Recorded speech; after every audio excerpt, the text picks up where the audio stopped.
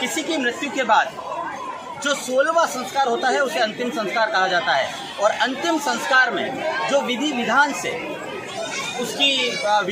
से उनका अंतिम संस्कार किया जाता है, कहते हैं उस प्राणी का मोक्ष हो जाता है। और मोक्ष प्राप्ति के लिए सबसे महत्वपूर्ण होता है उसकी जो अस्थियां हैं उसे गंगा नदी में प्रवाहित किया जाता है। आज हम हरिद्वार में हर की पौड़ी पर खड़े हैं। आप ये जो तस्वीरें देख रहे हैं ये हरिद्वार में हर की पौड़ी की तस्वीरें हैं। और आज अमावस होने के कारण यहाँ कुछ अधिक भीड़ है।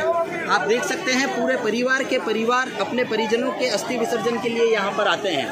और कोरोना के चलते यूँ देखा जाए तो कुछ हद तक भीड़ कम है, लेकिन फिर भी अपेक्षाकृत पिछले दिनों के मुकाबले अगर इस दिन को गिना जाए तो आज अमावस होने के कारण जो है वो यहाँ पर अधिक भीड़ देखी जा रही है। आप देख सकते हैं किस तरह से यहाँ पर पूरा परिवार अपने परिजनों के अस्थि विसर्जन के लिए यहाँ पर आते हैं।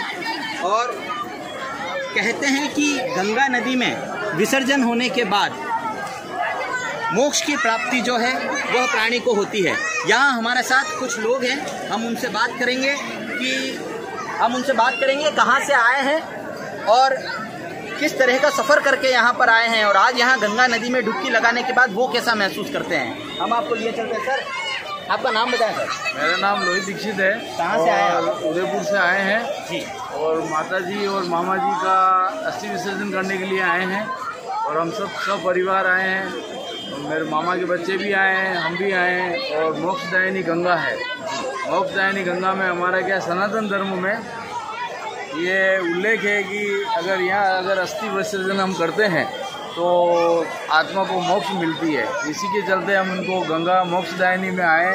और हमारे जो कोरोना काल में या इसमें हमारी मृत्यु हो गई है तो उस समय हम क्या है अस्थि विसर्जन करने के लिए कोरोना खत्म होने के पश्चात हम मोक्षदायिनी गंगा भागीरथी के अंदर हमारी माता और मामा जी का मोक्ष हो उसके लिए हम यहाँ आए हैं और आज अस्थि विसर्जन किया है। बहुत अच्छा लगा। किस तरह का सफ़र आपने किया था? ट्रेन से आप आए, क्या सुविधाजनक था? यहाँ पर किस तरह की व्यवस्था है? बिल्कुल बहुत अच्छा सुविधाजनक था। उदयपुर से हरिद्वार बहुत अच्छी ट्रेन है और बहुत सुकून से हुआ, आराम से आए। यहाँ भी अच्छा माहौल मिला।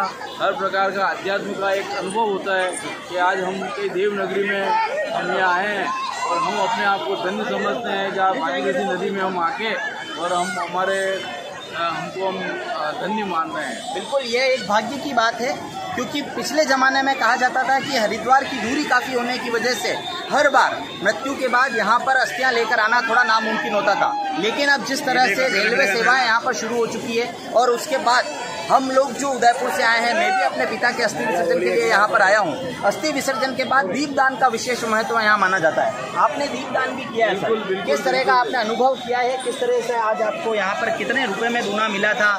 क्या एक्सपीरियंस है आपके? 20 रुपये में एक दीपदान का विधिवत दूना मिला, जिसमें अगरबत्ती थी, दीप था, पुष्प थे और वो दीपदान करके भी बहुत अच्छा सुकून मिलता है।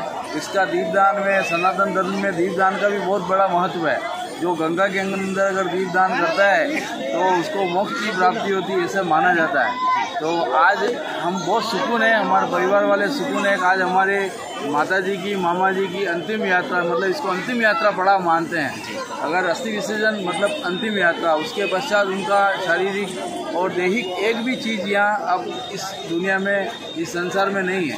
तो वो हम सारा दैहिक मतलब रूप जो है हम गंगा में प्रभावित कर चुके हैं और आज से उनका मोक्ष हो, सब सफल हो, भगवान सबको अच्छा रखे, खुश रखे और इस कोरोना काल को ख़त्म करे। जी बिल्कुल, इस कोरोना काल में कई लोगों ने अपने सपने खो दिए, कई लोगों ने अपने खो दिए और जिन लोगों ने अपनों को खोया है वो आज आपको यहाँ की तस्वीरों में नज़र आ रहे हैं। आपको बता दें कि दीपदान का जो महत्व है वो भी काफ़ी महत्व माना गया है और इसी को लेकर अस्थियां विसर्जन करने के बाद गंगा नदी में डुबकी लगाने के बाद जो है पवित्र होने के बाद दीपदान किया जाता है।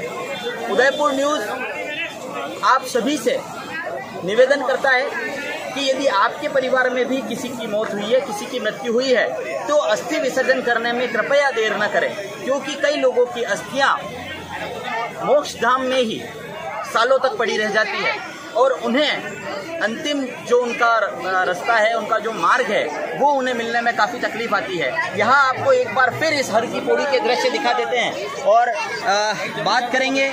एक और हमारे साथ है। सर, कहाँ से आए आप? मैं सर उदयपुर से आया हूँ। और कैसे आए थे आप, किस तरह का आपका सफ़र रहा और यहाँ पर आपने क्या व्यवस्थाएं देखी है? मैं पुनीत जोशी उदयपुर से, मेरे अंकल, मेरे पिताजी, मेरे भाभी जी और मेरी बुआ, इन सभी की अस्थियां लेकर हम उदयपुर से आए हैं और बहुत अच्छी सुविधा है ट्रेन की। सीधी उदयपुर से हरिद्वार के लिए हमको सुबह यहाँ 8:30 बजे 9 बजे यहाँ पहुँचा दिया था। अभी हम हर की पौड़ी घाट पर खड़े हैं और स्नान वगैरह करने के पश्चात संकल्प करके हमने अभी अपने सभी परिवारजनों को की अस्थियों को विसर्जन किया है और भगवान उनको मोक्ष दे। और ऐसा माना जाता है भारत के कोने कोने से यहाँ पे लोग आए हुए हैं, सभी स्नान कर रहे हैं। कोरोना काल में जो स्वर्गस्थ हुए हैं उन सभी की अस्थियाँ लेकर विसर्जन के लिए लोग यहाँ आए हैं, ये कोरोना खुलने की वजह से।